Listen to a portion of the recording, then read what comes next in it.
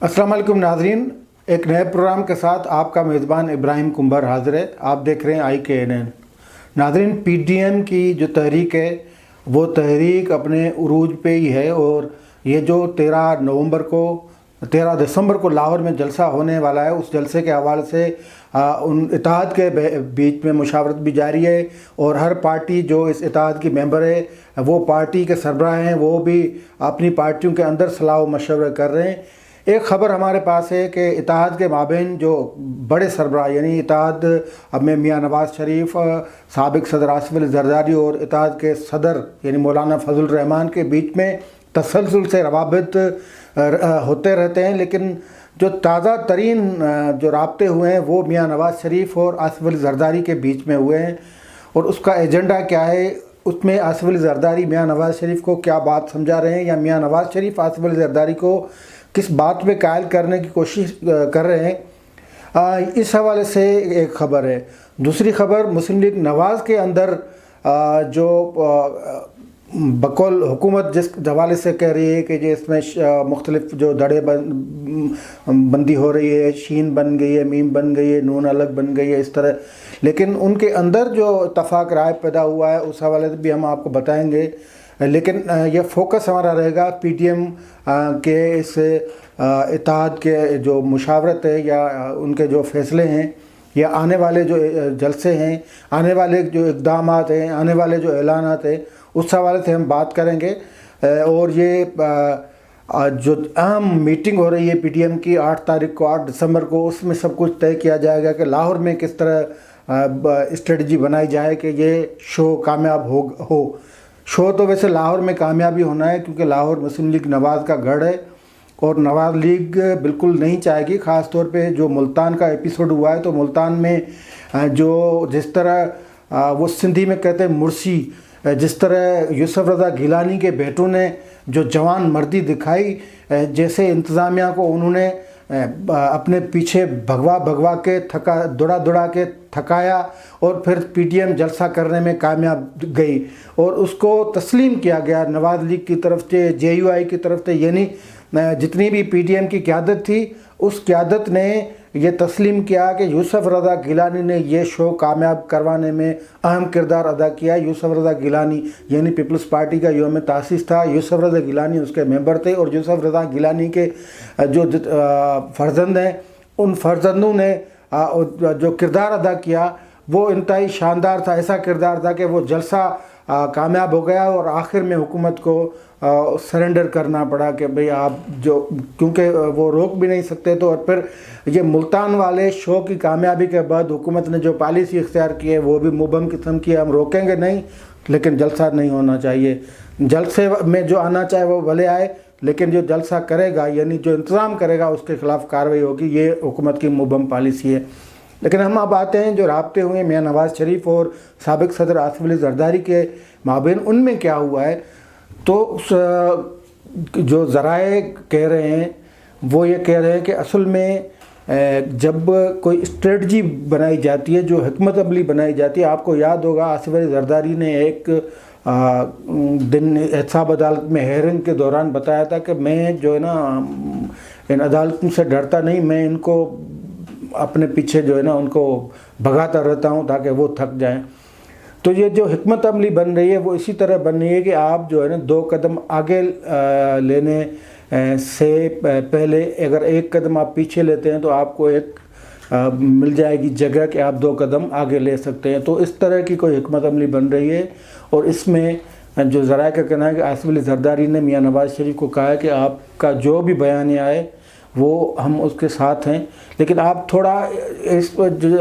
जो अभी जैसे एक रिपोर्ट आई थी कि अफसरान जज्बाती हो गए थे, तो आप जज्बाती ना हो, आप इस तरह करें कि जैसे ये मामला चल रहा है, जैसे हम बात करते हैं या जैसे मौलाना साहब बात करते हैं, तो आप थोड़ी मुदल्लिल बात करें, तो जज्बाती होकर किसी का नाम न लें। ये ज़रा ने कहा कि असल में ये मफाहमत नहीं है, ये PDM की कामयाबी का इसको राज भी कहा जा सकता है कि आप, और उसके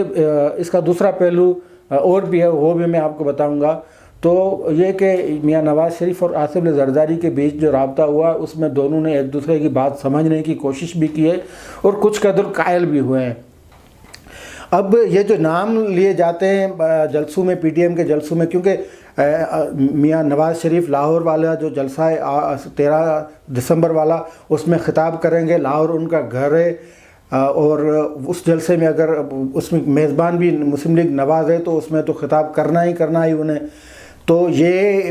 نہیں کہا جا سکتا کہ آصف علی زرداری ان کو روکنے کے لیے کہ فقط لاہور والے جلسے میں آپ نام نہ لیں، لیکن اصل میں پیپلز پارٹی کے اس حوالے سے پالیسی اپنی، اور پیپلز پارٹی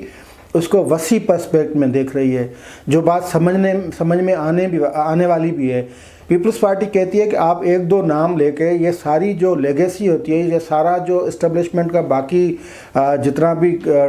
نیٹ ورک ہے یا جو بھی اسٹیبلشمنٹ کے کھاتے میں جو کام آتا ہے، وہ آپ اس کو ایک چھوٹ دے دیتے ہیں نا، اس کو استثناء دیتے ہیں۔ تو ہم جو یہ سب کچھ جس نے کیا ہے اس میں اسٹیبلشمنٹ، جس طرح بلاول بھٹو نے اپنے انٹرویو میں بتایا تھا کہ یہ طے ہوا تھا اے پی سی میں کہ ہم ذمہ وار قرار دیں گے اسٹیبلشمنٹ کو، اور اس میں کوئی شک کی گنجائش بھی نہیں ہے کہ یہ جو کچھ بھی ہوا ہے، یعنی الیکشن کی دھاندلی سے لے کے سیاسی عمل میں مداخلت تک، حکومتی انتظامی معاملات میں مداخلت سے لے کر سیاسی جو اپوزیشن پارٹیز ان کو جو دیوار سے لگانے سے لے کر انتقامی کارروائیاں بنانے تک، اس سب کے پیچھے اسٹیبلشمنٹ کا کردار ہے۔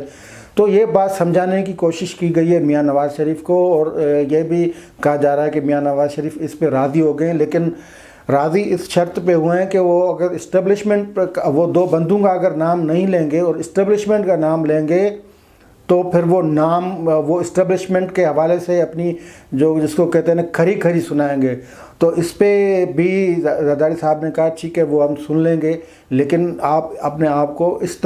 تک محدود رکھیں، کیونکہ یہ پھر وسیع کاد ہو جاتا ہے، پھر اس میں جو کسی کو نشانہ بنانے کا فائدہ کوئی نہیں ہے، لیکن ہم اپنی جدوجہد کا رخ اس طرف کریں۔ تو ایک تو بات یہ ہو گئی، اور یہ کنفرم ہوا ہے کہ جو 13 دسمبر والا جلسہ ہوگا اس میں میاں نواز شریف اسٹیبلشمنٹ کو ہی مخاطب ہوں گے، جیسا کہ سب پارٹیاں، پھر انہوں نے الگ الگ نام رکھے ہیں۔ بلاول بھٹو نے ان کا نام سلیکٹر رکھا ہے، مولانا فضل الرحمان نے کوئی نقید آبا نام رکھا ہے، یا کوئی اس طرح کے سب ہیں، لیکن یہ اتفاق ہوا ہے۔ اچھا، دوسری جو خبر وہ جو نون لیگ کے انتشار کے حوالے سے مختلف جو ترجمان ہیں ان کی ڈیوٹی لگی ہوئی ہے تحریک انصاف کے ترجمانوں کی، بھئی یہ ہو گیا نون لیگ سے میم لیگ بن گئی، شین لیگ بن گئی، شیخ رشید ٹائپ جو ہے یتیم، سیاسی یتیم، تو یہ کوئی اس پہ نہیں ہوا۔ یہ جو مریم نواز، شہباز شریف اور حمزہ شریف کی ملاقات میں یہ طے ہوا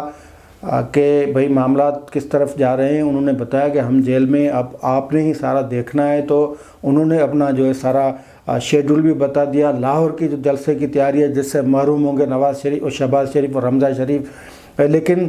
اب تو ساری قیادت مریم نواز کے پاس آ چکی ہے۔ ان کو تو وہ اس لیے شہباز ان کی دل کی خواہش بھی یہی تھی کہ وہ تھوڑا سائڈ لائن ہو جائیں، ان کو تکلیف بھی نہیں پہنچ رہی ہے۔ یہ الگ چیز ہے کہ شہباز شریف کن سے رابطے میں ہیں، کیا بات